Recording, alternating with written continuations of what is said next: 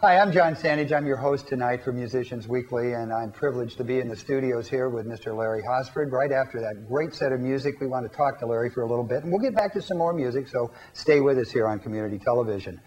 So, Larry, we were talking in the first show a little bit about history, about you playing all the clubs you played at in town, and the first two albums on Shelter Records, and working with George Harrison, and the different folks that you've worked with around town. We sort of ended up at your Thursday night weekly gig. Let's find out a little bit more about what you're doing. I know you've been working on this sort of a one-man show about Steinbeck. Well, that's half right.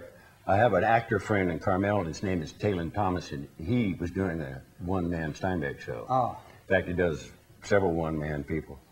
The shows obscure people. George Westinghouse. You mean Westinghouse? Stanley Ketchel, the boxer. Oh, really? But Steinbeck, since you're in Carmel, that was one of his guys. And Kalisa Moore, who runs Kalisa's over in Cannery Row, has an annual Steinbeck birthday party. Been doing Is this the years. Kalisa you were talking about in the first show where you used to play folk music? Yeah, Kalisa Moore. Wow.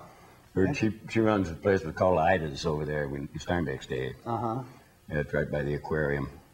But at one of her birthday parties in '74, Taylor and I got together and we evolved where we put his one-man show together with a bunch of songs that I'd written about Steinbeck and for Steinbeck and with, well, not literally, but only posthumously.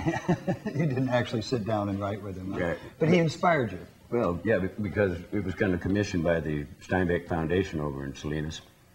And we had a big birthday party in 1975, and we've been doing it ever since. It's a pretty good show. But you sort of took this on the road a little bit too, didn't you? Mm-hmm. Well, we made a whole show out of it with him and me, my band. There's about 5 of us, sort of folk singers doing our Steinbeck songs. It's a pretty good little show. It's called Steinbeck Country. And you still doing it? Yeah, whenever asked. Whenever asked, you will appear. Yeah. What other projects are you working on? I know you've got a number of newer albums that you put out. Tell us a little bit about what you're writing and why you're writing about it. Well, I got 4 CDs out. The next one's already done. It's called Baker's Dozen. Yeah. It'll be out before too long. You mean there's 13 songs on there? There'll be 15 just to confuse you. That would be like Larry Hosford, wouldn't it? But yeah, I'm mostly, everything I do, I'm semi-retired, let's say, as far as pursuing the subject. And I play in Aptos every week at the Windjammer. Yeah. And I go up to Forestville, and Sonoma, and see McGow, and stay there for a week. We come back here for a week, and we go to Monterey and play. We go to Santa Rosa and play, whatever comes up. Well, come here and see you. Well, yeah.